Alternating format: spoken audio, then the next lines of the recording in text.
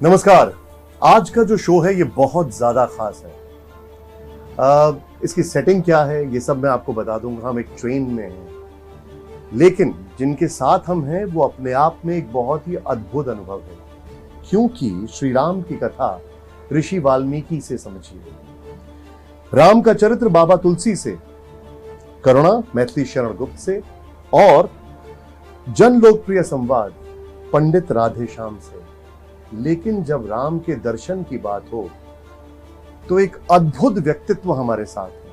हर कोई उन्हीं से समझता है, उन्हीं से जानता है, और वो हैं हमारे साथ मुरारी बापू जी। स्वागत है आपका, बहुत बहुत आभार। आपने हमारे लिए समय निकाला। आपकी ये जो ट्रेन यात्रा है जिससे हम लोग सब जा रहे हैं, मैं सबसे पहले तो यूजुअली हमारा ये जो शो होता है ये होता है स्टूडियो के अंदर, लेकिन अभी हम यहाँ पर ट्रेन में हैं। सबसे पहले तो मैं आपसे जानना चाहूंगा कि आप 12 ज्योतिर्लिंग इस ट्रेन से जा रहे हैं, वो सफर तय करेंगे, 12 ज्योतिर्लिंग जाएंगे और फिर वहां पर राम कथा भी होगी। तो ये यात्रा का ख्याल कैसे आया, फिर राम और शिव का ये मिलन, थोड़ा समझाइए हमें। पहली बात तो है कि हम ज्योतिर्लिंग में कथा करने जा रहे हैं, इसके पीछे मेरे मन में एक स्पष्ट चित्र है, और वो ये है कि इस परम और पवित्र ज्योति स्वरूप जो द्वादश शिवलिंग है, उसकी पावन ज्योति से हमारी भीतरी दीप को जलाए, ताकि निज से लेकर समग्र तक ये प्रकाश भारत में और भारतेतर देशों में और पूरी वसुधा पर प्रसरे। तो एक तो बात ये थी, मैंने करीब करीब सभी ज्योतिर्लिंग में 9 दिन की कथा तो की ही है, लेकिन इस तरह जैसे गंगा चरे बहती है, चलता तीर्थ है, 18 दिन के लिए ये भारतीय रेलवे जिसके माध्यम से हम 9 दिन की 12 दिन की कथा करने जा रहे हैं, ये एक बहती राम कथा की गंगा है।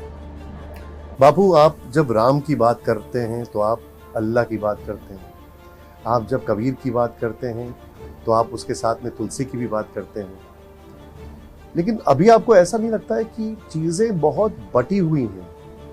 एक ऐसी लकीर खींच दी गई है जिसमें बहुत साफ साफ विभाजन दिखता है, और ज्यादातर लोग तटस्थ रहना नहीं चाहते। ये बात आप कह रहे ठीक है, लेकिन अब हम सबके लिए तटस्थ या कुटस्थ या मध्यस्थ 3 शब्द हमारे संस्कृत भाषा में। तटस्थ जो होता है ये एक तट पर है, दूसरे तट से दूर है। मध्यस्थ है वो दोनों को उदासीन वृत्ति से खुश करना चाहते हैं या तो जो कुछ कहना चाहते हैं। और मैं चाहता हूं कि भावी पीढ़ी सत्यस्थ हो, प्रेमस्थ हो और करुणास्थ हो। ये 3 जो मूल्य है, शाश्वत मूल्य है। तो मैं ऐसा मानता हूं कि मैंने पूरे रामचरितमानस को इतनी सालों से गाते गाते जो निष्कर्ष निकाला है, सत्य, प्रेम और करुणा, ये मेरी प्रस्थान त्रयी है। सत्य मेरे लिए, प्रेम एक दूसरे के लिए और करुणा पूरे विश्व के लिए। और इन 3 बातों को मुझे नहीं लगता कि कोई धर्म, कोई विचारधारा, कोई संप्रदाय इनकार करे। पूर्वग्रह से कोई इनकार करे तो उसकी मनीषा है। तो मेरा कहना है कि मुझे ऐसा लग रहा है गुरु कृपा से कि एक माध्यम ऐसा है कि ये हम बिलक बिलक होते जा रहे हैं। राम ने क्या कहा? राम तो एक क्षण में परम तत्व के रूप में लंका पहुंच सकते थे, और लंका जाने की भी जरूरत नहीं थी। अयोध्या में बैठे बैठे अथवा तो पंचवटी में सीता जी का अपहरण हुआ, उसके बाद एक पलकों से रावण का विनाश कर, लेकिन राम गए और एक खास वैश्विक संदेश दे कि सेतु बनाओ। तोड़ना बहुत आसान है, जोड़ना बहुत कठिन है। तो मैं कहता हूं कि राम कथा सेतु बंध की कथा है, समन्वय की कथा है, स्वीकार की कथा है। एक दूसरे को नेक और एक बनाने की कथा है। तो ऐसा एक विनम्र प्रयास चल रहा है। बापू, आप गुजरात से हैं, तो महात्मा गांधी जिनको हम बापू कहते थे, उन्हीं की धरती से। उनका सबसे प्रिय भजन था, वैष्णव जन तो तेने कहिए पीर पराई जानी। आप भी उसी सोच के हैं, आप भी वैसा ही मानते हैं। लेकिन बदलते वक्त के साथ ना जय श्री राम राजनीतिक उद्घोष जैसा हो गया है। हनुमान जी, अब एंग्री हनुमान जी, आपने भगवा में देखा होगा, हनुमान जी की एक अलग छवि बनती है। आपको नहीं लगता कि बदलते दौर में, आज के हालात में, भगवान राम और हनुमान का मूल तत्व कहीं खो गया है? ये दोनों तत्व, राम आत्म तत्व है और हनुमान जी वायु तत्व है। दोनों की इंसान को बहुत जरूरत है। आत्मा भी जरूरत है, सांस लेने के लिए वायु की भी जरूरत है। लेकिन मैं स्पष्ट कहूंगा कि वो साध्य है, साधन नहीं। हम उसको साधन बनाए जा रहे हैं, राम को साधन बनाए जा रहे हैं, किसी पात्र को साधन। ये तो हमारा लक्ष्य है, ये हमारा साध्य है। तो रामचरितमानस जिस ग्रंथ को लेकर मैं निकला हूं, वो संवाद का शास्त्र है, जहाँ कतई विवाद डालना, खड़ा करना ये जरूरी नहीं है। तो मैं सुनता हूँ, टीवी में देखता हूँ, अखबार पढ़ता हूँ, तो इसमें हनुमान जी के बारे में, राम के बारे में कुछ न कुछ, लेकिन गौरी शंकर शिखर को एक बर्फ का छोटा सा टुकड़ा गिरा नहीं सकता, टुकड़ा गिर जाएगा। ये शाश्वत मूल्य है, शाश्वत सत्य है। उसके अगल बगल में बहुत से भ्रम पैदा किए जा रहे हैं, लेकिन सत्य सत्य रहेगा। पर साध्य और साधन की सूचिता भी तो होनी चाहिए ना। हाँ, साध्य और साधन की सूचिता भी तो होनी चाहिए ना। गांधी जी ने कहा, आपने विश्ववंद्य गांधी बापू का नाम लिया, उसका सूत्र कोट करो, साधन शुद्ध होना चाहिए। साधन अशुद्ध है तो लक्ष्य भी शुद्ध नहीं है। आजकल ऐसा हो रहा है ना। अब सबकी अपनी अपनी रीत है, सब किसको माध्यम बना करके कहाँ जाना चाहते हैं। वो मैं एक ही बात स्पष्ट कहूं, विनय से कहूं, सत्यस्थ होकर कहूं कि हनुमान जी मंदिर मंदिर गए थे लंका में सीता की खोज के लिए। आज कई लोग मंदिर मंदिर जाते सत्ता की खोज के लिए। यही मेरा आपसे सवाल है। राजनीतिक दल, चाहे वो बीजेपी हो, कांग्रेस हो, शिवसेना हो, प्रभु श्री राम का नाम लेते हैं, राम के नाम पर राजनीति होती है। क्या राजनीति में राम के नाम पर वोट मांगे जाने चाहिए? क्या राजनीति में राम के नाम का इस्तेमाल होना चाहिए? राम को इस तरह उपयोग में नहीं लेना चाहिए मेरी दृष्टि में। उसको अपने निहित हेतु के लिए, ये अहेतु प्रेम करने वाली एक सत्ता है, उसको बीच में नहीं लाना चाहिए। और अपनी ईमानदारी से, अपनी प्रामाणिकता से, अपनी शुद्ध नीतियों से लोगों को आप मैसेज दे सकते हैं। लेकिन मैं देख रहा हूं कि कई क्षेत्र ऐसे हैं कि इसका उपयोग करके लक्ष्य कुछ ऐसा, ये नहीं होना चाहिए। बापू, आपने कहा कि राम उपयोग का विषय नहीं है, लेकिन हाल फिलहाल में देश में ऐसी घटनाएं हुई हैं कि एक धर्म के लोग दूसरे धर्म के लोगों से जबरदस्ती जय श्री राम का नारा लगवाते हैं। देश के प्रधानमंत्री नरेंद्र मोदी खुद इस घटना पर दुख जताते हैं, चेतावनी देते हैं। लेकिन बापू इस पूरी घटना पर क्या सोचते हैं, इसे कैसा देखते हैं? नारों से कुछ नहीं होता, भीतरी नाद से जो कुछ होगा परिवर्तन वो नाद से होता है। तो जय श्री राम बोलना, अथवा तो हम तो सालों से हमारे देहातों में जय सिया राम ही बोला जाता है, जय सिया राम, और देहाती लोग उसको षडाक्षर मंत्र समझते हैं, जय सिया राम। लेकिन इनमें से जय श्री राम ये पवित्र उद्घोष है, लेकिन इसके साथ खिलवाड़ नहीं होना चाहिए। इसका शुद्धतम उपयोग हो तो बहुत अच्छा। बापू, एक लंबी लड़ाई हुई, लंबा विवाद हुआ, और अब जाकर राम मंदिर का निर्माण हो रहा है। शायद जनवरी तक लोग दर्शन भी कर पाए,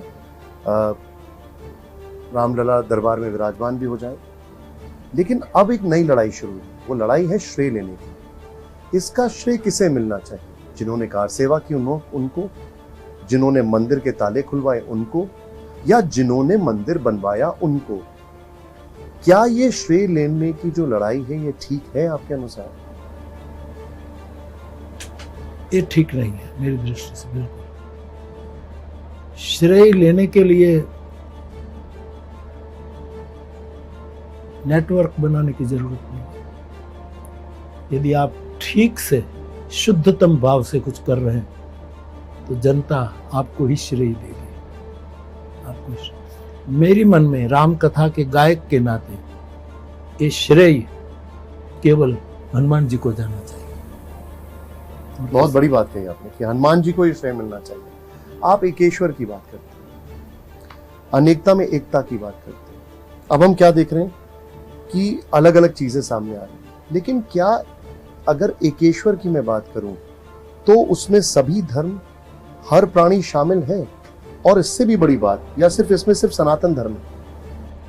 हाँ, हम एकेश्वरवाद जो है, ईश्वर एक ही है, फिर बिलग बिलग नाम से, जैसे कबीर साहब कहते, कबीरा कुआ एक है, पनिहारी अनेक, बर्तन सब न्यारे भये, पानी सब में एक।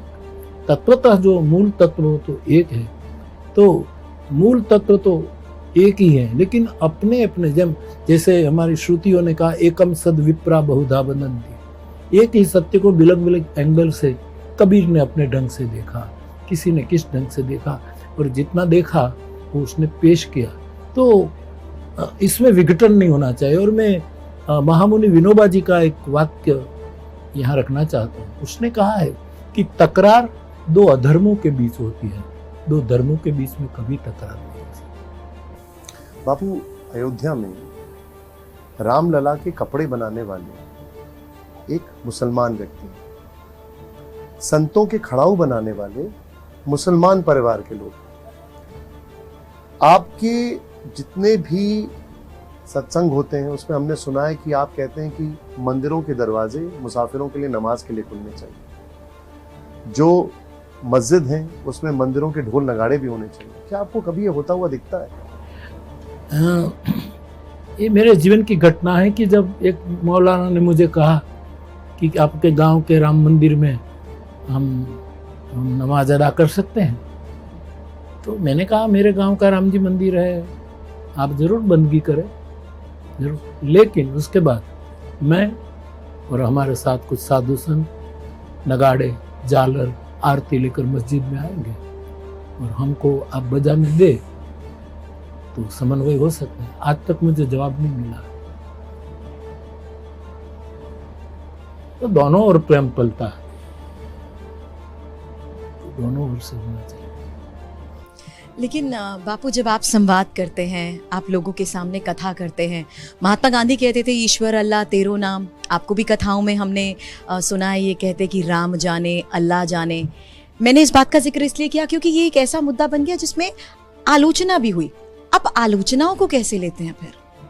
सत्य सत्य रहता है, झूठ जल्दी प्रसारित हो जाता है। सत्य धीरा चलता है लेकिन पहले, चाल धीरे है लेकिन पहुंचता है पहले, और सत्य की चाल बहुत गति है, पहुंचता कहीं नहीं। तो कुछ लोग ये मुद्दा बना लेते हैं। मेरा मतलब ये है कि सनातन धर्म जो है ये स्वीकार का धर्म है। आनो भद्रा कृतवो यंतु विश्वतः, हमें विश्व से मंगल और शुभ विचार जहां से भी मिले ये स्वीकार करने की वेदों ने आज्ञा दी है। तो हम तो इसी मार्ग पर चल रहे हैं कि जिन्होंने जगत को कुछ शुभ दिया है तो, लेकिन कुछ लोग कट्टरता के लिए, कुछ लोग पूर्वग्रह से लिए, जो उनकी मन में हो, और ये मुद्दा बना करके, और मैंने कहा जैसे झूठ जल्दी फैल जाता है। और कभी कभी तो मैं अनुभव करता हूँ कि मैंने किस संदर्भ में कहा, वो ऊपर की और नीचे की बात काट दी जाती है, और एक पर्टिकुलर इतना ही पॉइंट लेकर बार बार बार बार बार। तो मैं इतना ही कहता हूँ कि ये मेरा परिचय नहीं दे रहा है, अपने खानदान का परिचय दे रहा है।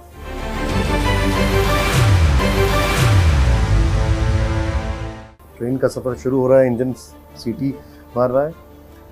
आपने एक बड़ी बात की अभी कि आपको अभी तक जवाब नहीं मिला है, जो आपने कहा कि वहां पर भी ढोल नगाड़े बजने चाहिए। एक सोच कहती है कि विविधता में एकता है, जी एक सोच कहती है कि समानता से भी एकता हो सकती है। आज देश जिस मुहाने पर है वहां पर चर्चा हो रही है यूनिफॉर्म सिविल कोड की। एक देश एक विधान, क्या आपको लगता है होना चाहिए? सर्वभूत हिताय, सर्वभूत सुखाय और सर्वभूत प्रीताय, राष्ट्र के मंगल के लिए जो वादा किया हो अथवा तो राष्ट्र के मंगल के लिए जो बहुत भी दूसरा कोई हेतु बिना जरूरी हो, तो एकता लानी चाहिए, एकता करनी चाहिए। क्या आपको लगता है कि इससे फर्क पड़ेगा? यूनिफॉर्म सिविल कोड आने से देश में एकता बढ़ेगी, चीजें बेहतर होंगी? मुश्किल तो लगता है जिस तरह से बात हो, लेकिन सबको जोड़ने के लिए, सबको एक रखने के लिए प्रयास तो करें, आगे दिखा जाए। लेकिन मुस्लिम समाज को वही, जैसे आपने अभी कहा, अभी तक आपको जवाब नहीं मिला। अब मुस्लिम समाज को ये डर लगता है कि उनकी पहचान खत्म हो जाएगी, उनको ये लगता है कि ये जानबूझ के उनके खिलाफ लाया जा रहा है या लाया जा सकता है। नहीं, कई देशों में ऐसा है ना, कई देशों में है। तो मैंने इसलिए समझकर शब्द सर्वभूत हिताय, सबके शुभ के लिए, सबके कल्याण के लिए जो जरूरी है वो देश में होना चाहिए। जी बापू, विधि आयोग देश भर से सुझाव मांग रहा है यूसीसी को लेकर के। क्या बापू भी कोई सुझाव देना चाहेंगे जिससे इस कानून को और बेहतर ढंग से बनाया जा सके, जो सबके लिए अच्छा हो? नहीं, मैं भारत का एक नागरिक हूँ, वोटर हूँ, इस नाते मैंने मेरे विचार प्रस्तुत कर दिए, लेकिन मैं कुछ प्रचारक नहीं हूँ। मैं कोई मैं एक प्रमाणिक डिस्टेंस लिए हुए सबके साथ, न किसी से दूर न किसी से करीब। एक सवाल बार बार उठता है और कई बार लोग बोलते भी हैं कि कुछ लोग बोलते हैं कि भारत को हिंदू राष्ट्र घोषित कर देना चाहिए। क्या आप इससे सहमत हैं?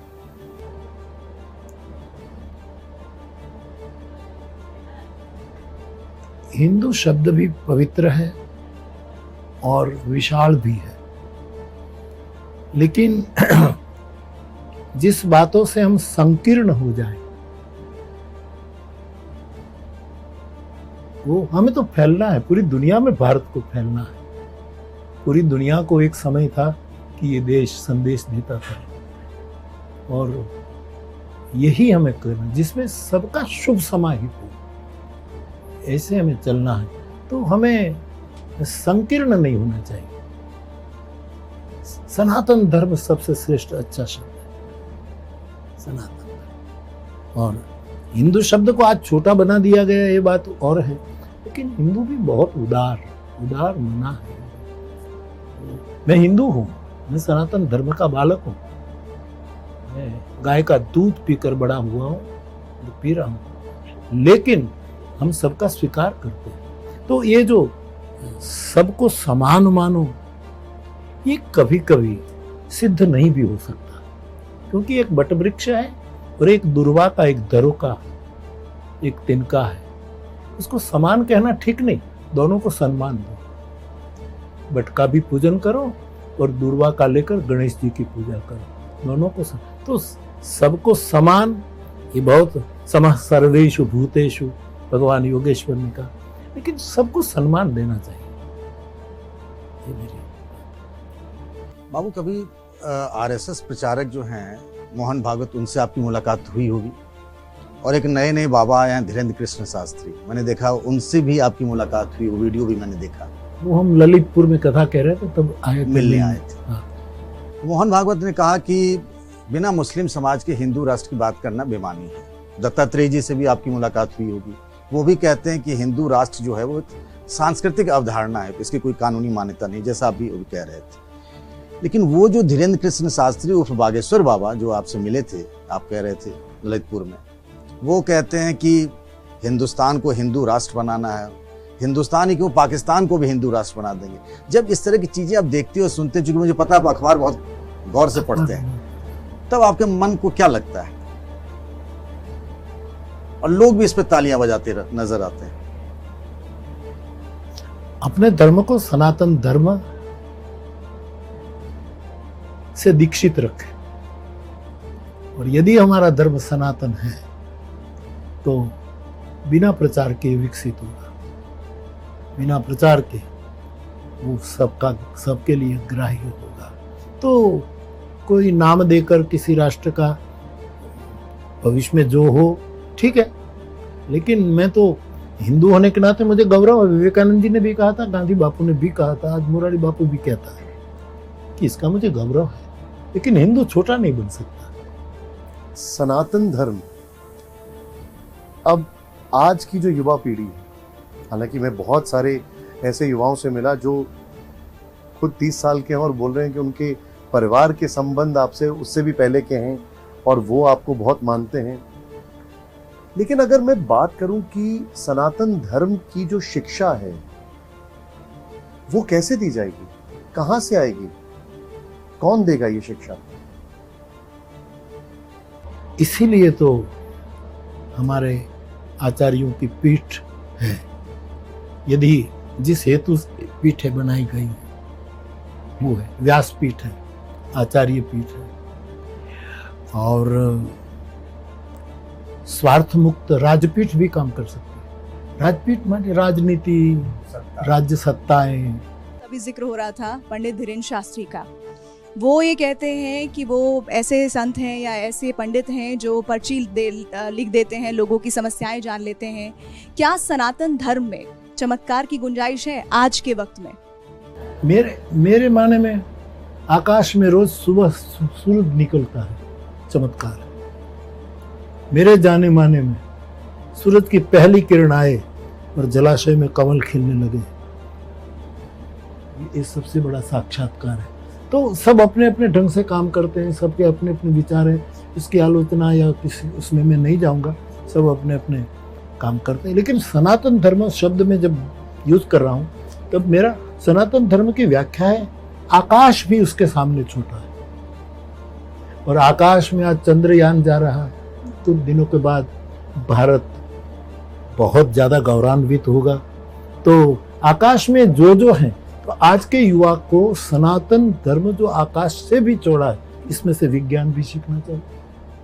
आज की जो मॉडर्न टेक्नोलॉजी है उसको भी, मैं ये नहीं सनातन धर्म की व्याख्या नहीं कि हमारी तरह माला लेकर बैठ जाएं, कोई छाप तिलक लगा, कोई विशेष यूनिफॉर्म लेकर, मैं इस रूप में आकाश में जो घटनाएं घट रही है, कुछ जिसके हम साक्षी हैं, कुछ हमें नहीं, सदियां बीत जाएगी, नए नए रहस्य खुलेंगे। तो सनातन धर्म एक ऐसा विशाल, अब उसके साथ धर्म जुड़ता है ना, तो कहीं भी धर्म जुड़ता है शब्द तो लोग उसको फ्रेम में मढ़ देते हैं, एक फोटो फ्रेम, उसको बहुत छोटा बना देते हैं। गगन सिद्धांत हमारे यहाँ का, उसका सिद्धांत आकाश की तरह चौड़ा है। तो इस रूप में सनातन धर्म को जो, तो वो धर्म भी सीखेगा और विज्ञान भी सीखेगा। आपने भारत का जिक्र किया बापू, मेरा अगला सवाल कुछ और है, लेकिन मैं आपसे एक सवाल जरूर जानना चाहूंगा। अभी पूरी दुनिया में अभी इस वक्त अलग अलग जगह बहुत बड़े बड़े संकट हैं। अगर उस दुनिया में तुलना भारत की करें तो हमारे पास बहुत शांति है, उस लिहाज से देखा जाए, आर्थिक दृष्टिकोण से, सामाजिक दृष्टिकोण से, या जिस तरीके से युद्ध के बादल में। ऐसे में भारत दुनिया में कैसे वो संदेश दे सकता है, या भारत कैसे वो चेंज ला सकता है पूरी दुनिया में, या वो लाने की स्थिति में है या नहीं? न भारत में क्षमता है, ये करने में भारत में पूरी क्षमता है, और पूरे प्रामाणिकता से हम भारतवासी कदम उठाएंगे तो ये हो सकता है। आजकल ये भी बात की कि भारत विश्व गुरु बने, ये भी बात चल रही है, लेकिन मैं कहता हूं कि भारत विश्व गुरु था ही, हम भूल गए, अथवा तो हमारा रास्ता वो हो गया। भारत में बहुत क्षमता में, बहुत ऊर्जा में, मैं जब कहता हूं कि भारत का ही नहीं पूरी वसुधा का बहुत अच्छा भविष्य है, कई लोग मुझे पूछते हैं कि प्रमाण नहीं, गुणातीत श्रद्धा के लिए कोई प्रमाण नहीं, परिणाम ही आता है। अभी जिक्र हुआ हनुमान जी का, जिक्र हुआ प्रभु श्री राम जी का। हाल ही में एक फिल्म आई थी आदि पुरुष, देखिए आपने वो फिल्म? ना, मैं तो देखा नहीं, अखबार में पढ़ा। क्या कि कहना कुछ- है आपका उसमें? मैं कहता हूँ कि वाल्मीकि ऑथोरिटी है, और उसके बाद आपने भी अभी नाम गिनाए, और ट्रेन चल चुकी, आपकी यात्रा शुभारंभ हो चुकी है। और तुलसी। मैंने कहा कि जो संवाद का शास्त्र है, राम का पूरा जीवन उसमें विवाद खड़ा हो, ऐसा करने की क्या जरूरत है?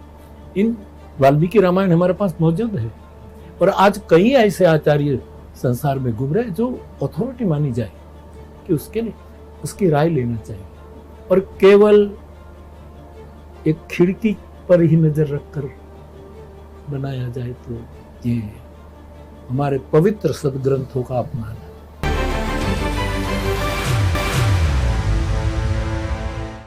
हनुमान जी का संवाद और साथ ही श्री राम की बात करें या रावण को लेकर जो विवाद इसमें हुआ है, आपने इस बारे में पढ़ा भी होगा। लोगों का तो ये भी मानना था कि जिस तरीके से हनुमान जी का संवाद दिखाया गया, उसे सड़क छाप तक कह दिया गया, ऐसे शब्दों का प्रयोग किया या इस तरीके से बात सामने रखी गई। आपसे बेहतर हम शायद नहीं समझ पाएंगे या कोई भी नहीं जान पाएगा कि आखिर कैसा किस तरीके से संवाद करते थे हनुमान जी, कैसी थी उनकी भाषा।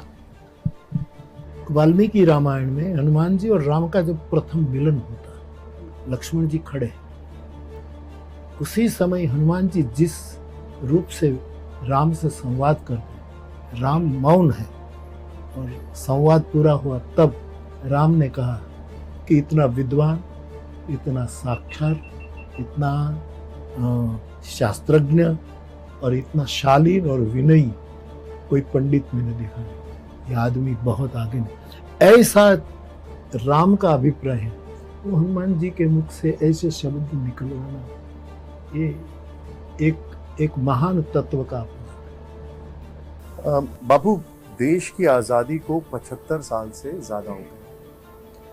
पिछले कुछ सालों में एक नैरेटिव बनाने की कोशिश की गई।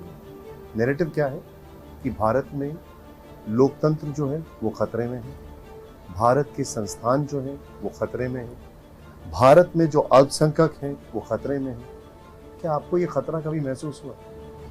देखो, राजनीति है ना, उसमें तो सर्व स्वीकृत बात है कि इसमें 4 पहलू जुड़े होते हैं, साम, दाम, दंड और भेद।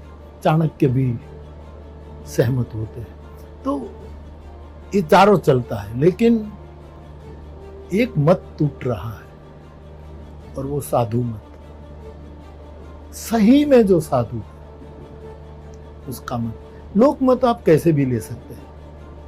क्या हुआ साधु मत, जरा समझाइए हमें।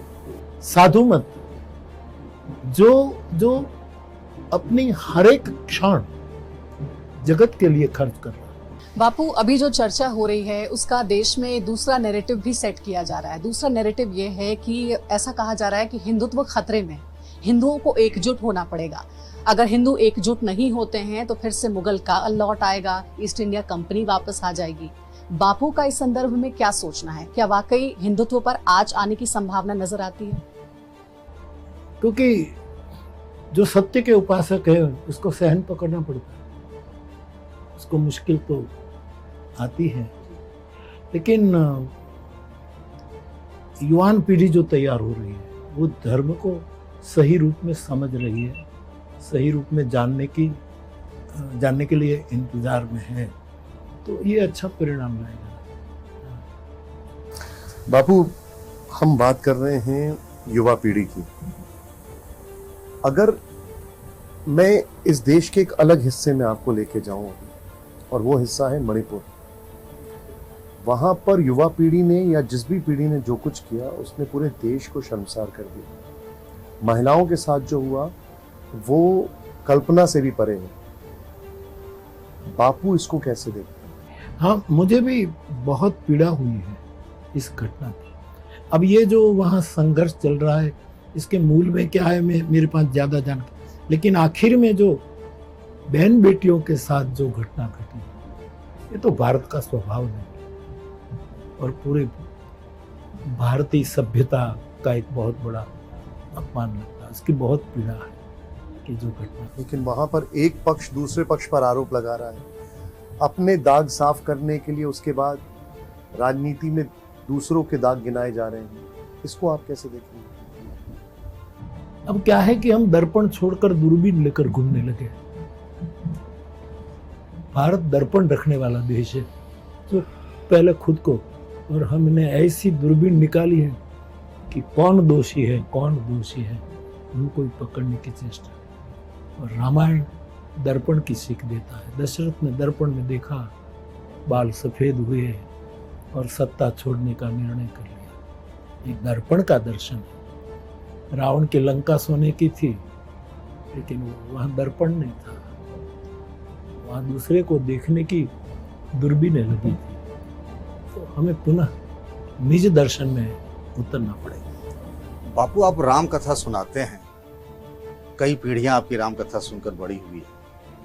मणिपुर में जो हुआ, आप राम कथा जब सुनाते हैं तो राजधर्म के बारे में भी बताते होंगे, भगवान राम के, जिनको मर्यादा पुरुषोत्तम राम कहते हैं।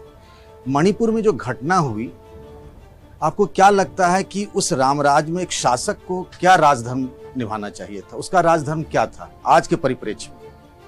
राजधर्म शब्द रामचरितमानस का है। भगवान राम ने भरत को राजधर्म की शिक्षा दी है। बड़ा पवित्र शब्द है, राजनीति नहीं, राजधर्म। तो राम शासक थे उस वक्त। आज के परिप्रेक्ष्य में मणिपुर की घटना में अभी के शासक का राजधर्म क्या होना चाहिए? राजधर्म यही होना चाहिए कि राम ने लंका विजय के बाद अयोध्या में आने के बाद एक जनसभा आयोजित की है, और इस जनसभा में राम ऐसा बोले हैं कि जो अनीति का छुपा खाओ भाई, मेरे मुख से कोई अनीति निकल जाए जो सबके कल्याण की बात न हो, तो मैं भले ही राजा हूं, मेरे सिंहासन पर आप पास आकर मुझे बोलता बंद कर देना। ये राजधर्म। आपको लग रहा है कि चूंकि आप खबरों को बहुत बारीकी से पढ़ते हैं, उसके मर्म को भी समझते हैं, आज की तारीख में मणिपुर की घटना को लेकर वो राजधर्म निभाया गया? पीड़ा हुई आपको? पीड़ा तो होती है बिल्कुल, कि ये मैं फिर एक बार, कोई राजधर्म नहीं है, राजनीति है। एक तरफ तो अभी मणिपुर की घटना है, वहीं दूसरी तरफ अभी आपने एक बहुत अच्छी बात कही, दर्पण और दूरबीन की। पूरे देश भर में कई जगह पर मंदिरों में ड्रेस कोड लागू करने की बात की गई है, कई जगह पर हो भी गया है। दो हिस्से हैं मेरे सवाल के। पहला हिस्सा यह है कि इस ड्रेस कोड को लागू होने पर बापू क्या सोचते हैं? गणवेश का कुछ महत्व तो है, लेकिन धर्म गणवेश में नहीं समझा, गुणवेश जिसका हो। धर्म का स्वभाव गुणवेश है, गणवेश नहीं। लेकिन देखो ना, कहीं कहीं मंदिरों में कि कोई जा सकता है, कोई नहीं जा सकता। कहीं आप साउथ में जाओ तो सिलाई वाले कपड़े आप नहीं पहन सकते हैं।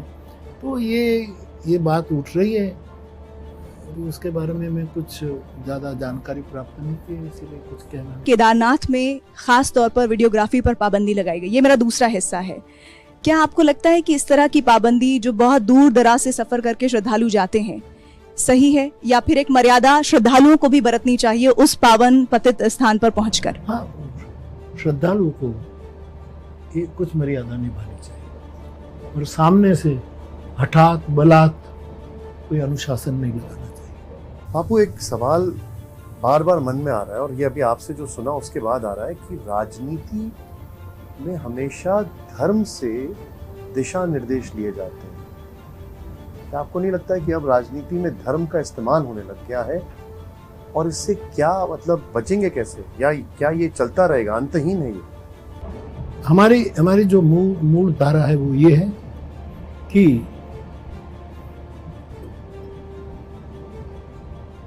राजनीति में धर्म होना चाहिए, और धर्म का मेरा मतलब सत्य, प्रेम और करुणा, ये राजनीति में होना चाहिए। मुश्किल है, लेकिन धर्म में कभी राजनीति नहीं होनी चाहिए। और हमारे शास्त्र, और शास्त्र की भी मैं पीटी पिटाई बात कहना नहीं चाहता, मैं उसका बहुत गौर से गुरु कृपा से दर्शन करता हूँ। और हमें हमारे आचार्यों ने कहा है कि शास्त्रों का भी देश काल और पात्र के अनुसार संशोधन होना चाहिए। तो इस न्याय से मैं कहूँ तो धर्म पति है, नीति पत्नी है। अब पत्नी को पति के पीछे ही चलना चाहिए, आज के युग में कहना ठीक नहीं है, लेकिन उसको सब अधिकार मिलने चाहिए, वो श्रेष्ठ है। फिर भी ब्याह करते हैं तब तो पीछे ही चलती है। नीति को धर्म के साथ बावरी लेनी चाहिए। आज क्या हुआ कि धर्म नीति के पीछे चलना, राज्य धर्माश्रित होना चाहिए। आज कई विचारधारा, कई धर्म राज्याश्रित हो गए। कौन संतुलन बैठाए, कौन ठीक करे? नहीं, ये नई पीढ़ी करेगी, जो आएगी। मुझे लगता है कि अगले 50 साल में, मैं तो 25 साल देख रहा हूँ, अभी मैं 78 हूँ। मैं चाहूँ कि और उम्र बढ़े और मेरी आंखों से मैं देख सकूं कि मेरे जो फ्लावर्स है, मैं किसी को फॉलोअर्स नहीं मानता, फ्लावर्स कहता हूं। मुझे फ्लावर्स फॉलोअर्स नहीं, फ्लावर्स। कोई भी मेरा कोई कहीं कहते बापू के भगत है, बापू के अनुयायी है, मैंने भी यही कहा था, मैं फ्लावर ही कहूँगा। तो अब मेरे कई युवान भाई भी मुझे चिट्ठी लिखते हैं, तो पहले लिखते थे शिष्यस्ते हम शिष्य हैं। मैंने प्रासादिक प्रहार करते करते कहा कि नहीं, अब वो लिखने लगे हैं पुष्पस्ते हम आपकी वाटिका के पुष्प हैं। और पुष्प का काम दो ही है, शिव जी के सिर पर चढ़ जाना और दुनिया में महक फैलाना। बापू, एक सवाल आपसे ये है, आज़ाद भारत को आपने देखा है, आप 78 साल के आप बता रहे हैं, और देश को आज़ाद हुए 75 साल से ज़्यादा हो चुके हैं। पहले के भारत में और अब के भारत में आप क्या फ़र्क देख रहे हैं? नेहरू युग से मोदी युग तक, नेहरू युग से मोदी युग तक भारत तो भारत ही है, लेकिन 70 साल में कि 75 साल में जिस बात की लोगों को प्रतीक्षा थी, वो इतनी सालों में नहीं हुआ। वो अभी कुछ हो रहा है। और मैं इस विकास का भी स्वागत करता हूँ, लेकिन मेरा एक सूत्र और है कि विकास विश्रामदायी होना चाहिए। जो विकास विश्राम प्रदान न करे, ये केवल श्रम है, श्रम से अतिरिक्त। हम समझे नहीं, आप थोड़ा और बताइए। विश्रामदायी का मतलब? विश्राम मानी आदमी टेंशन से मुक्त होना चाहिए, आदमी रिलैक्स होना चाहिए। तो क्या ऐसा नहीं लगता आपको कि हमारी पीढ़ी अगली पीढ़ी के लिए वो विश्रामदायी भारत को तैयार कर रही है? वो करेगी। भारत का गंगा जल जिसने पिया है, भारत की मिट्टी से जो जुड़े हैं, वो करेगा। ये बुद्ध का शब्द है धर्म चक्र। धर्म परिवर्तन कराने के लिए ये चक्र नहीं था, जो धर्म छिप गया था उसका पर्दा हटाने के लिए धर्म चक्र था। तो मुझे बहुत आशावादी हूँ नई पीढ़ी पर कि ये लोग। बापू, आपने हमसे बात करने के लिए इतना समय निकाला, अपनी इस यात्रा में समय निकाला, इसके लिए बहुत आभार।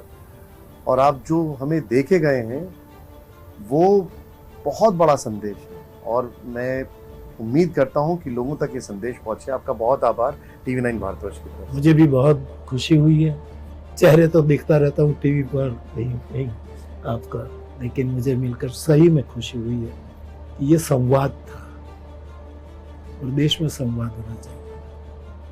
मेरा प्रेम ये एक भारत की महानता का यज्ञ चल रहा है। मैं रामायण लेकर आहुति दे रहा हूँ। आप जिस पोस्ट पर है वहीं से आप देना। हम सबको इदम अग्नये न मम, मेरे लिए नहीं, मेरे राष्ट्र के लिए हम आहुति दें, जो यज्ञ का हमारा सूत्र है। तो हृदय से कह रहा हूँ कि आपसे संवाद करके बड़ी प्रसन्नता हुई। और जब कोई पत्रकार परिषद या तो कोई मीडिया का जो होता है, तो मुझे हमेशा ऐसा लगता है कि पीटी पिटाई बातें कुछ है, जे मेरे सुनने वाला पर जवाब दे सकता है। आज कुछ नए विचार का संवाद हुआ, इसका मैं स्वागत करता हूँ। आपके लिए, आपके दर्शकों के लिए और सबके परिवार के लिए हनुमान जी के चरणों में मेरी बहुत बहुत प्रार्थना, सबको बल मिले, बुद्धि मिले और विद्या मिले। प्रणाम। जय सिया राम।